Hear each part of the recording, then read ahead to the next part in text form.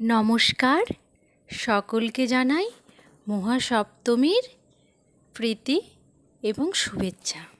আর হাতে যে ফলটি দেখছেন এটির নাম হলো পাটালি ফল। জানেন, এবারে মহাসপ্তমী পড়েছে 6টা থেকে 7টার মধ্যে মা ঘরে প্রবেশ করছে।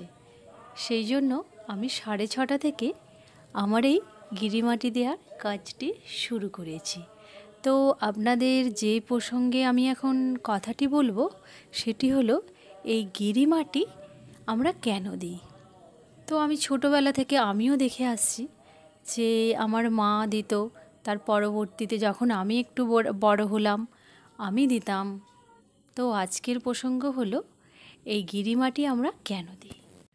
কথিত আছে মা পার্বতী অর্থাৎ দুর্গা হলো গিরিরাজের কন্যা, তাই আমরা প্রত্যেকেই এই গিরিমাটিকে এই চৌকাঠে দেওয়ার সাথে সাথে প্রতিটি ঘরই হয়ে ওঠে ওনার বাপের বাড়ি।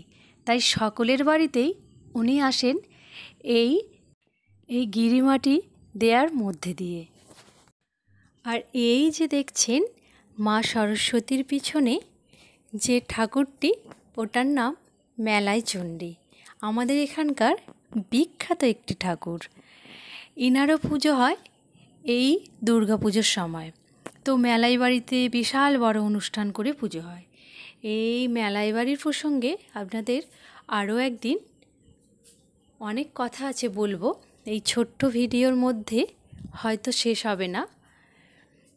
মেলাই বাড়ির কথা বলতে গেলে আমাকে অনেক প্রাচীন কথা তুলে আনতে হবে।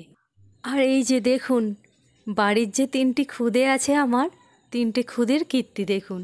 ওদেরও ইচ্ছা হয়েছে মায়ের দুর্গা প্রতিমা বানাবে।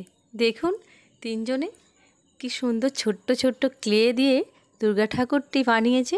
অসম্ভব সুন্দর না? তাই ভাবলাম আপনাদের সাথে শেয়ার করি। আর এখন সন্ধ্যা 7টা বেজে গেছে। আমি এখন যাচ্ছি আমাদেরই এখানকার একটি অনুষ্ঠানে।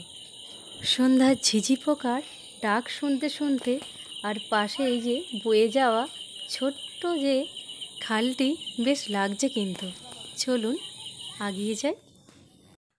আর এই যে দেখুন শুরু হয়ে গেছে অনুষ্ঠান। সুন্দর সুন্দর নৃত্য আর ছোটদের আবৃত্তি আর গানের মধ্যেই ছিল এই অনুষ্ঠান। এখন কি বলুন তো, আমাদের গ্রামে কিন্তু এই অনুষ্ঠানগুলো প্রতিটা পাড়াতেই হয়। লক্ষ্মীকে নিয়ে চিন্তা তো নেই কোনো মানে। আর এখন কি বলুন তো, প্রতিটা দুর্গা উৎসবেই কিন্তু পাশে এরকম একটি করে ছোট স্টেজ। আর এখন আমি বাড়ি চলে এসেছি। আজকের ভিডিওটা তাহলে এখানেই শেষ করছি। ততক্ষণ সুস্থ থাকবেন, ভালো থাকবেন। নমস্কার।